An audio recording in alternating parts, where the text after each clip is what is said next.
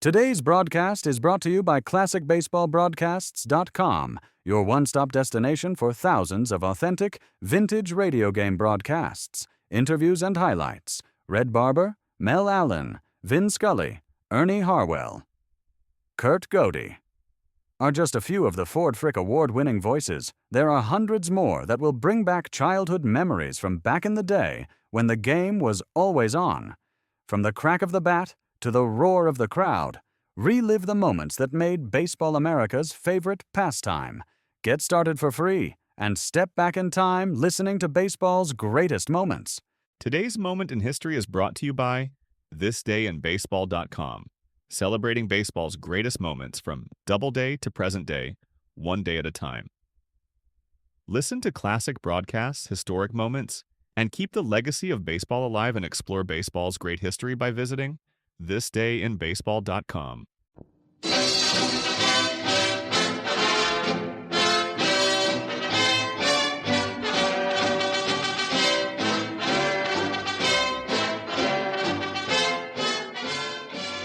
This is Jimmy Powers coming your way with another Grantland Rice story.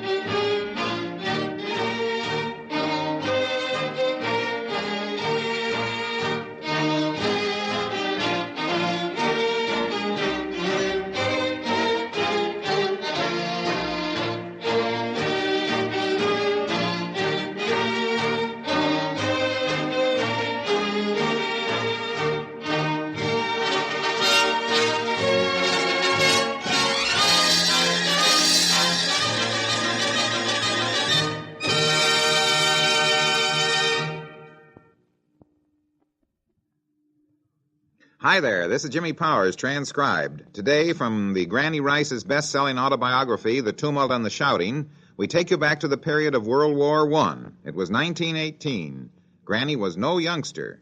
He'd been established even then as the most widely read sports columnist in America. But let's see what he had to say about this particular period. I'll pick up his narrative in first person that reads like this.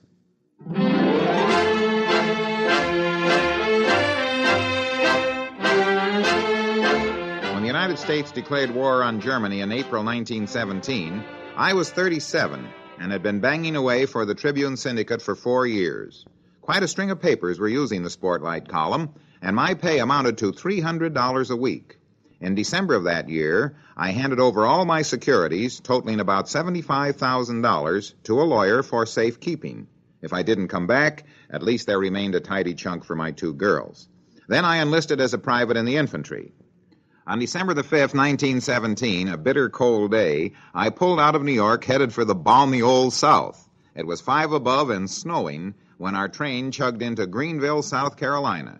We were marched to Camp Sevier and issued gear, a pup tent and miscellaneous paraphernalia.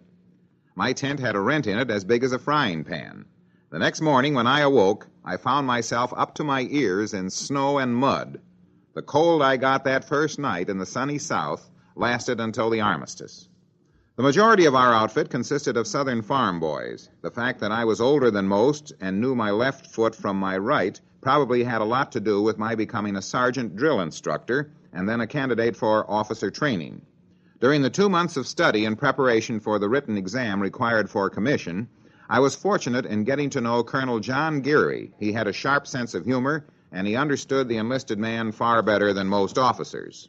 Geary helped me to qualify for my commission. In fact, without him, I never would have made it.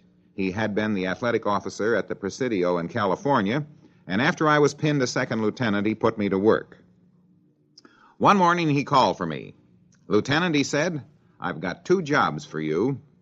Colonel, I replied, I am already mess officer, telephone sentry, athletic officer, and liaison officer of this outfit. I need more sleep, not more jobs.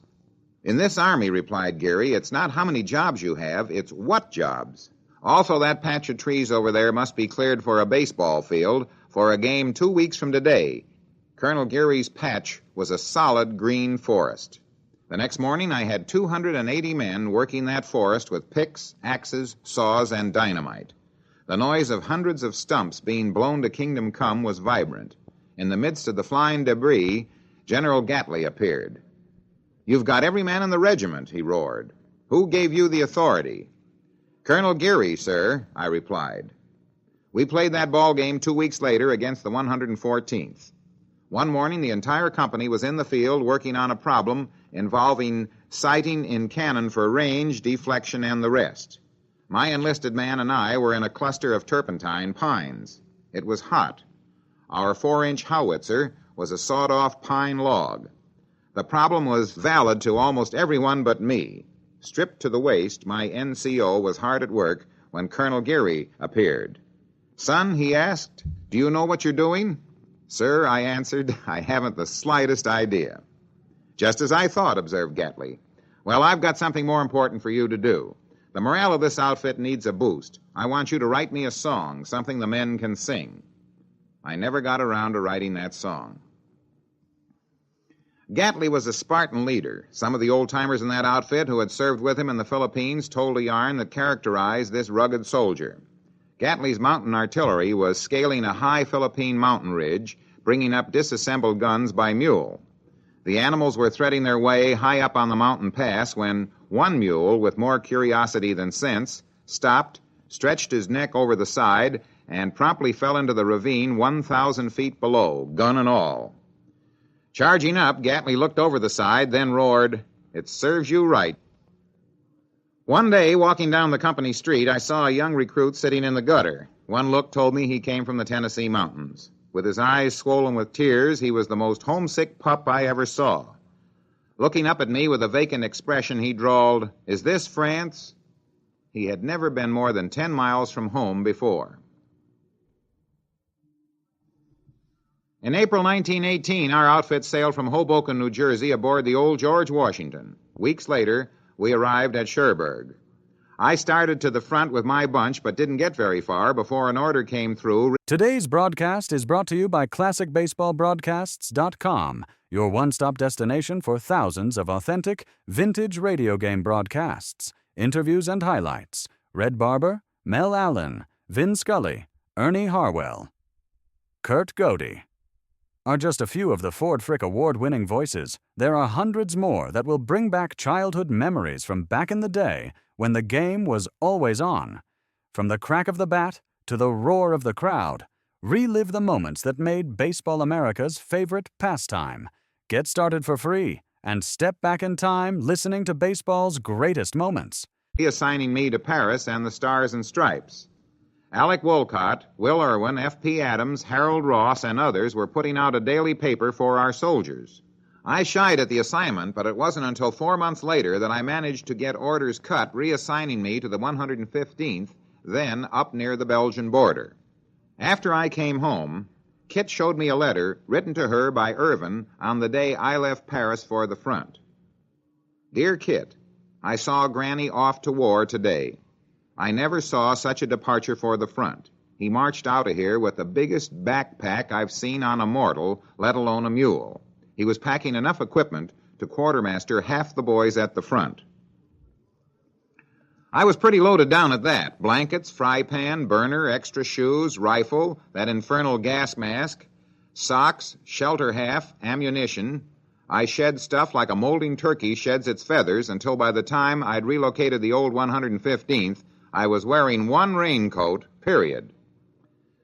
As a soldier, I was no great shucks. As an officer, I didn't crowd MacArthur. However, I saw and experienced enough of the filth, suffering, and horror of war to realize it never can account for anything that a slice of good Christian faith can't outstrip every time. I saw youngsters hurtling through the skies over France in small fighter planes, and I watched more than a few of them come down in flames. I saw kids and old men slugging through the mud to the front, and the heart inside me twisted as I watched those lines of walking wounded threading their tortured way back again, leaving so many of their buddies dead where they had fallen. I don't think many men come out of a war with their ideals and idols exactly the same. In my case, I found war to be a quick distillation of life's tribulations, all wrapped up in a red, raw bundle. In war, however, the good in a fellow surfaces, or sinks, much quicker than in civilian life. In many ways, the same applies to sport. Thinking on these things one night, I scratched out the battle line. Wars may be on again, wars may be over, so far as the guns are concerned. But life is a fight, not a dream in the clover, no matter what road you have turned. Fate is a party who ducks from the fighter that faces him squarely and grins. But oh, what a wallop he takes at the blighter who trembles when trouble begins.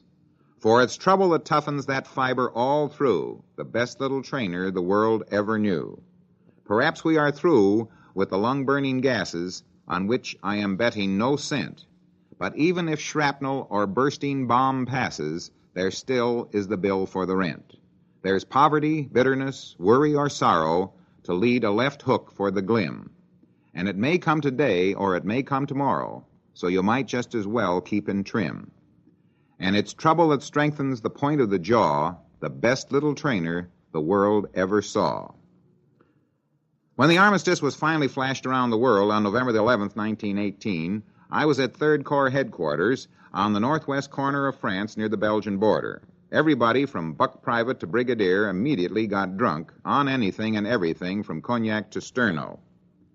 I wound up at Angers, France, with thousands of troops who suddenly had nothing to do except think and dream about home. We moved down to a port in the south of France, and there we sat on our hunches, waiting and hoping for those heaven-sent orders assigning us to a ship. Our ship finally hove into port. She was the Rindam of the Holland-American line. A flu epidemic broke out less than 3 days after we pulled anchor. It was a heart-rending sight watching those men and boys dying like flies, knowing they were sinking but struggling that much harder to get home. A thankful, subdued Lieutenant Rice landed at Newport News, Virginia, on a drizzly day in February 1919. I had scarcely thrown down my gear when I learned that the lawyer with whom I had entrusted my securities in 1917 had just committed suicide by swallowing poison. Apparently, he had reinvested the money I left with him and had lost the entire bankroll. 18 years after starting, I was back at scratch. I blame myself for that poor fellow's death. I shouldn't have put that much temptation in his way. Kit, Flauncey, and I went up to Lake Placid for several weeks. There we succeeded pretty well in getting the misery and stench of war out of our systems for a little while. For dreams have a habit of jerking you back into your past. My days were about to be caught up in the fantastic boom of business and sports, the golden 20s. But for years my dreams were of France and of those who made a crossing much bigger than those of us who had made the long voyage home to the USA. Well, that's it for today. Now this is Jimmy Powers, transcribed, saying, so long until next time.